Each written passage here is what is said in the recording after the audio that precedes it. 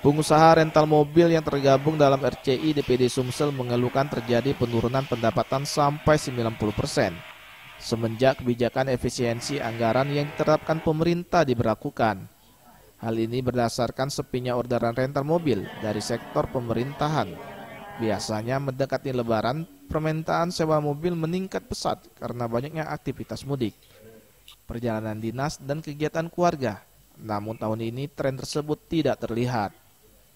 Usaha rental mobil merugi karena tetap harus menanggung biaya perawatan kendaraan dan pajak.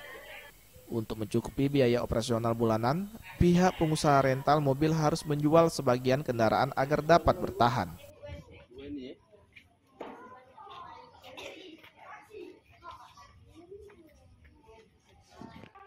Efisiensi pemerintahan yang baru ini dampaknya terlalu besar kami rasakan khusus di Sumatera Selatan.